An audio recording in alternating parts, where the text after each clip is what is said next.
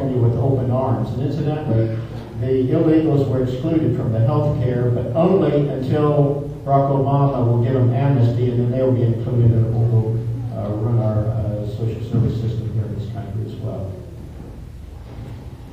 We shouldn't be deceived, though, because it was just a few years ago that Republicans and Democrats tried to sneak amnesty through on us. And it was thanks to people like Glenn Beck and Rush Limbaugh that alerted people. And we, the people, started calling Washington, and we shut down the phones and told them they better not vote for this amnesty. So this is not really a Republican-Democrat issue, because they're both really trying to sneak stuff in on you like that. The key word in there is illegal, because I love regular immigration. I'm a fourth generation in this country.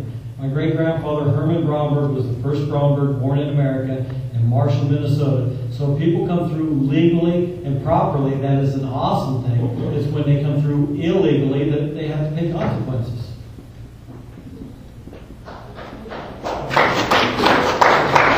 Hey, I put you in the car. Trish Wilson, my turn. Trish Wilson.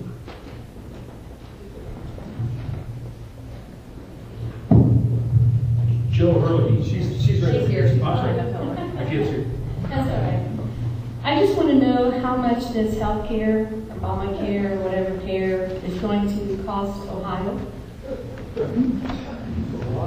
It's going to cost us zero, because we are going to put it on the ballot and we're going to kick it out of the state of Ohio because the state's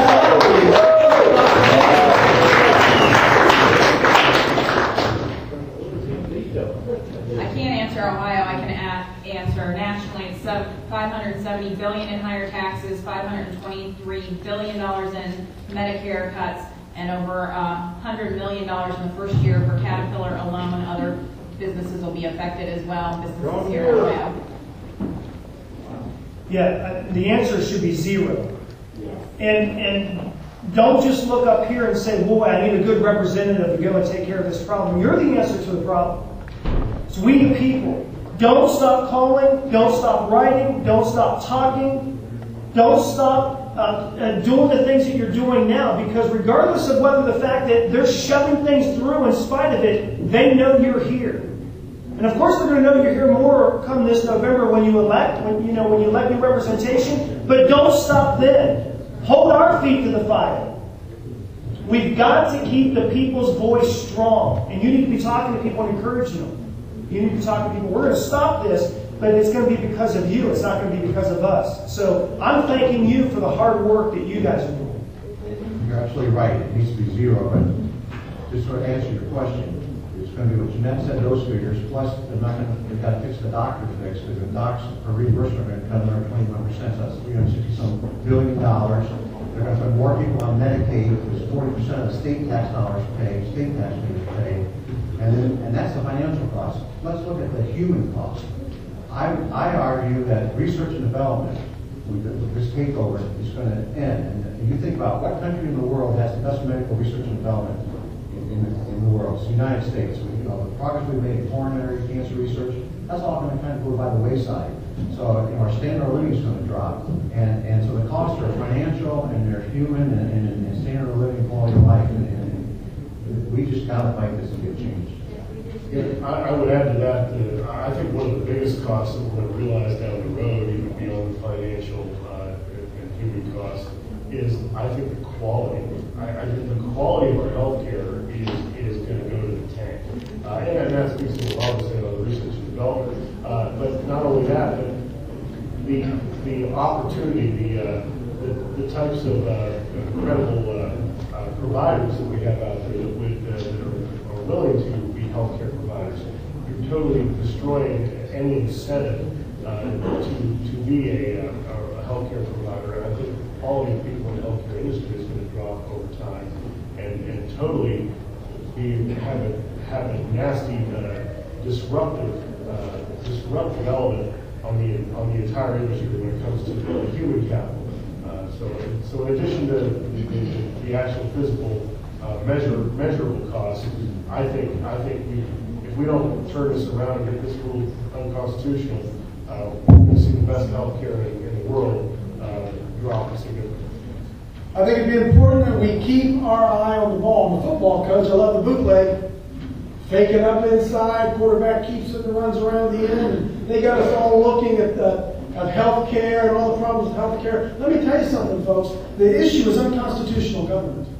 And we saw this administration spit in the face of the constituents and spit in the trample on the Constitution, right? You don't think immigration's next. You don't think cap and trade's next. You don't think that they're going to be brazen now to move forward with it. So let's not get caught in this health care thing because, well, they got us arguing over health care. They're bootlegging that thing around the end. And there's going to be so much coming down if we don't rise up and demand the return to constitutional government. It's our only hope. We have to do that.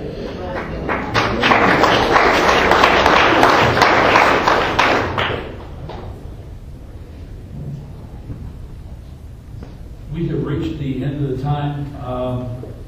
If you want to stay, we've only got 4 more questions, but if you want to stay, we'll do that. Would you guys stay for just 4 more questions? If they want to stay? Okay.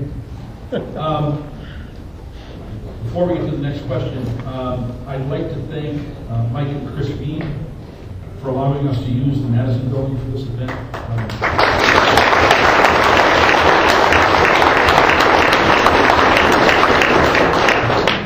Also, after tonight, the results of the straw polls and voter guides are going to be on OH18.com. So we encourage you to go to that website and look at that. Next question is from Joe Hurley. Thank you. I got a big voice. Go ahead.